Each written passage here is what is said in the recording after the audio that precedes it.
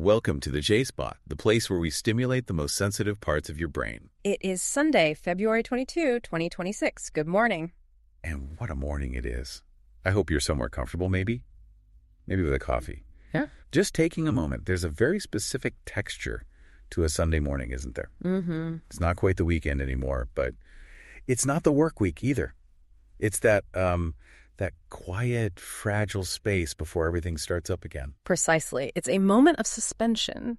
And looking at the week ahead of us, tomorrow, February 23rd, right through to next Sunday, March 1st, we're going to need that pause. We are. Because we're not just, flipping a page on the calendar. We're approaching a really significant shift. Sociologists actually call this time of year a Socio-Psychological Junction. Okay, that is a $10 phrase for a Sunday morning. Socio-Psychological Junction.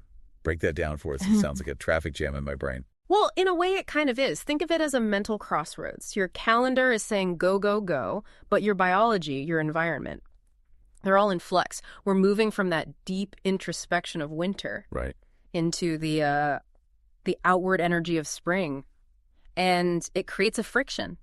This week, that friction isn't just about the weather. It's about history, justice, and how we plan for the future. And when you look at the roadmap for the next 7 days, it really is a collision of some heavy themes. I mean, we've got the birthday of a massive intellectual giant on Monday, then a very somber, pivotal anniversary on Thursday with Trayvon Martin, and then boom, Sunday hits. And we're kicking off Women's History Month with a focus I think is going to surprise a lot of people. It's a week that really demands we look backward and forward at the same time. Yeah. We're going to be talking about Du Bois and the architecture of our own minds. Okay. The evolving legacy of protecting our youth, and the actual blueprints for a sustainable future. And because that is a heavy load for one brain, especially pre-caffeine, we're going to wrap up with a very specific, practical tip on how to handle that mental shift. Because apparently spring fatigue is a real thing, and it explains why I kind of want a nap right now. Oh, it certainly is. We'll get to the biology of that, but let's not get ahead of ourselves. Right, okay. Let's start with tomorrow, Monday, February 23rd.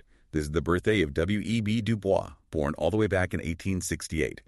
Now, we know the basic sociologist, historian, NAACP co-founder, but we're not just reading a bio today. We need to dig into a concept he gave us that feels like it was written about 5 minutes ago. Double consciousness? Yeah. Okay, let's unpack that, because I think a lot of people hear that term and think it just means, thinking two things at once. But it's so much deeper and, frankly, more painful than that. Du Bois posed this question that just stops you cold. He asked, how does it feel to be a problem? It's a devastating question. It shifts the entire ground under your feet. He's not asking about laws or politics. He's asking about the psychological toll of just existing. To really get it, you have to look at his work, The Souls of Black Folk, from 1903. Okay. Du Bois says that in a racialized society, there isn't real communication between groups. So for the marginalized, and he was speaking about African Americans, this creates a unique psychological burden. He defined it as the sense of always looking at yourself through the eyes of other people. He wrote that it's measuring one's soul by the tape of a world that looks on in amused contempt and pity. That image, the tape measure, like you're constantly being sized up by a standard that wasn't made for you and honestly doesn't even like you. That's powerful. It creates an internal civil war. He called it two-ness. This sensation of having, and I'm quoting here, two souls, two thoughts, two unreconciled strivings, two warring ideals in one dark body. So you have your identity as an American with all its promises of liberty? Right. And then you have your identity as a Black person, which that same society rejects. The dominant world makes those two things feel like they can't possibly exist together. Is this kind of like what we call code switching today? Changing your voice, your demeanor when you walk into a boardroom versus when you're at home. That's definitely a modern manifestation of it, yes, a part of it. But Du Bois was getting at something even more existential. It's not just about changing your speech patterns. He's talking about how you value your own self. Okay. If you are constantly seeing yourself through the eyes of a society that devalues you, it takes an immense amount of psychic energy just to hold yourself together. And this leads to his concept of the veil. Yeah. I always found this imagery so fascinating. It's described almost like a one-way mirror. That is the perfect analogy for it. Imagine this veil separating the dominant world from the marginalized world. The dominant world. They project their own ideas, their stereotypes, their fears onto that veil. So they're not even seeing the person. No. They're seeing their own reflection, their own bias. but the person behind the veil. They have to navigate their own reality and all those distortions. They can see out. They see the white world clearly, but they are not truly seen in return. So if I'm behind the veil, I know exactly how you operate, but you. Yeah. You have no idea who I actually am. Exactly. And that isolation is profound. But, and here is where it gets really interesting and maybe a little hopeful. Dubois didn't just see this as a tragedy. He also talked about a second side. He did. He argued that this burden, it's also a kind of gift. Because you are forced to navigate both worlds, inside and outside the veil, you see the system more clearly than the people who benefit from it. Right. If you're comfortable in the system, you have blind spots. Yeah. Why would you inspect the engine if the car's running smoothly for you? Precisely. But if you are behind the veil, you see the gears grinding. You see the contradictions, the flaws. You possess a clarity, a second sight that the dominant culture just lacks. It's like having X-ray vision for hypocrisy. In a way, yeah. And this isn't just history. This whole framework is so essential for understanding identity today. We talk about mutual recognition, right? The idea of I see you, you see me. Dubois reminds us that true communication is often blocked by that veil. It's terrifying to think about that veil still existing. And honestly, we saw the most tragic, visceral example of that veil, of someone not being seen 14 years ago this week, which leads us to our next pillar. Thursday, February 26th. It marks 14 years since the death of Trayvon Martin. February 26, 2012, Sanford, Florida. Most of us remember. He was 17, Skittles, and an iced tea. Yeah. Walking home. And you can't talk about that day without talking about the hoodie. That image, it became iconic instantly. That was the moment racism moved from being this, invisible thing people debated in the abstract to a very visible, visceral national conversation about racial profiling, about the stand your ground laws. It was a turning point. It absolutely was. And looking at the trajectory from 2012 to now to 2026, we can see how the narrative itself has evolved. Well, first, we have to talk about the community response now. The Trayvon Martin Foundation, led by his mother, Sabrina Fulton, organizes the Peace Walk and Peace Talk in Miami Gardens. Sabrina Fulton's role is it's so significant, the strength it takes to transform that level of personal grief into a public purpose. It's incredible. She rejected what she called hollow rhetoric. Right. She co-founded the foundation not just to remember her son, but to actively support other families who have lost children to violence. It's about proactive community mobilization. And what really stands out is how the demands have changed. Back in 2012, the conversation felt different. It was very different. If you look back, the initial outcry was a demand for recognition. It was the roots of what would become the Black Lives Matter movement. It was a plea, see us, recognize our humanity. But now, in 2026, there's a shift away from respectability politics. Respectability politics, the idea that if you just dress right, pull up your pants, speak properly, you'll be safe. Correct. That was the old bargain. And the last 14 years have just completely dismantled that idea. The demand now is for the protection of all youth, regardless of how they dress, where they walk. It's a more radical systemic demand for safety as a human right, not a reward for good behavior. And there's a new frontier in this fight in 2026 that I hadn't connected until I saw the sources, the role of AI in the justice system. And this connects directly back to Du Bois's fear of the tape used to measure souls. Today, advocates are fighting what they call hallucinatory algorithms. Wait, explain hallucinatory here. We usually talk about AI hallucinating when it, makes up a fake fact for an essay. How does an algorithm hallucinate a crime? It's a digital version of the veil.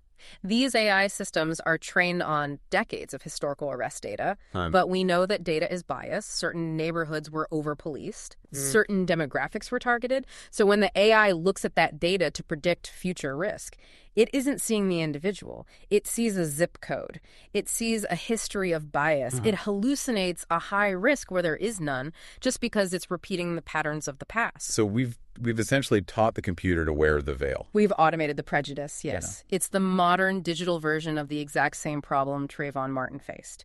Being judged not by who you are, but by a projection of fear. That is chilling. But it shows that the fight for justice just evolves. It moves from the street to the courtroom to the code itself. It does, and it requires constant vigilance. So we move from that heavy legacy of Monday and Thursday to Sunday, March 1st. A bit of a reset button. It's the kickoff of Women's History Month. And the theme this year really caught me off guard. Leading the change, women shaping a sustainable future. Right. Now, when I hear sustainable, my brain immediately goes to, solar panels, recycling bins. Green energy. But the National Women's History Alliance is going way broader than that. They are, and I think this is brilliant. They're arguing you can't have environmental sustainability without societal stability. So for 2026, sustainability includes 4 pillars. First, financial sustainability, creating equitable economic systems. Which makes total sense. You can't worry about saving the planet if you're living paycheck to paycheck.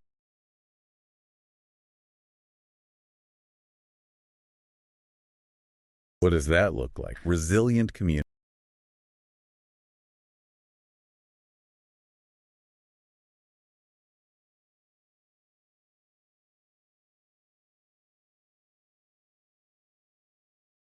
That and the other two.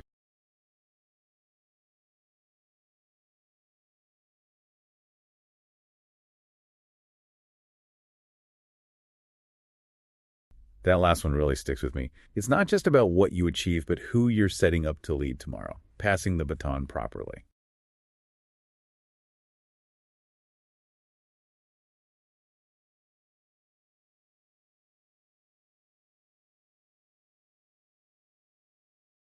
And there's some really cool events tied to this. March 8th, International Women's Day. There's a Give to Gain campaign to make it a massive annual giving day for women-focused charities. And the National Museum of Women in the Arts has a free community day on March 1st with a Be Heard poster wall.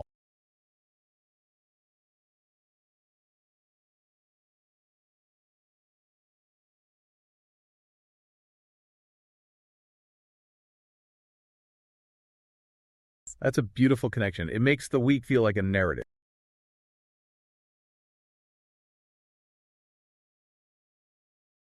Okay, so we've covered the history, the justice, the future, but we still have to live through this week. And you mentioned that Socio-Psychological Junction. Yeah. We're heading toward the spring equinox.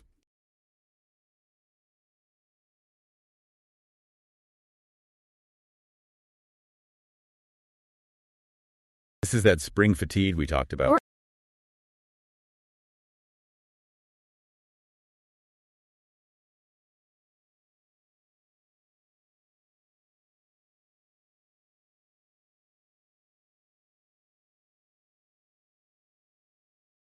Right, the pressure to be happy.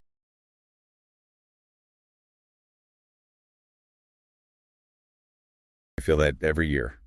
But let's get practical. To help us navigate this overwhelm, we're going to do a specific grounding technique. It's the 5-4-3-2-1 method.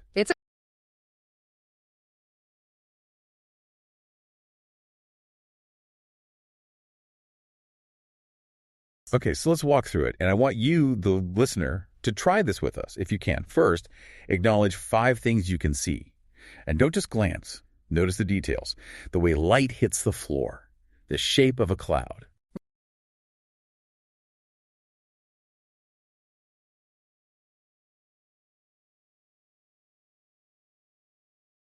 Then, 3 things you can hear. Listen past my voice. Distant traffic. The hum of your fridge.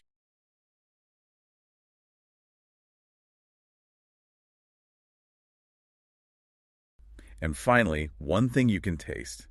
Maybe it's just the air itself or the last sip of that coffee.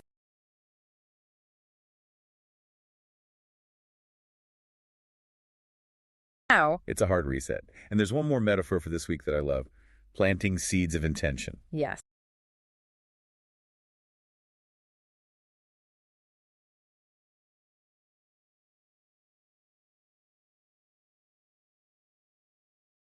I like that. It's intentional. Absolutely. It's sustainable, to borrow the theme.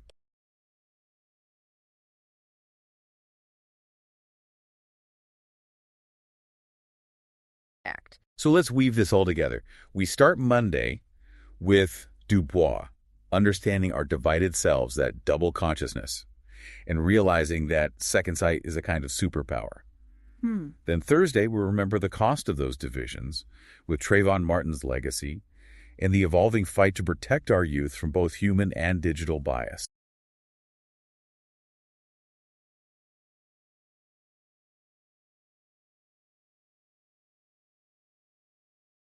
And finally, we ground ourselves. Use that 5-4-3-2-1 method to stay present so we can actually do the work without burning out.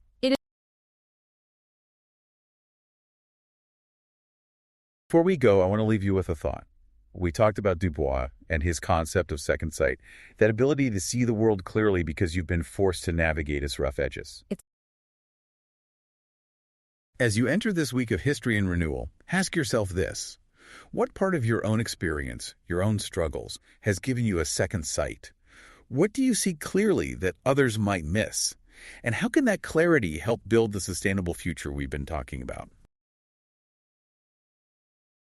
The J-Spot is a J. Breyer Allen production, edited by Jay Rivera, Danielle Reyes, and Gisette Garcia. Have a grounded week, everyone.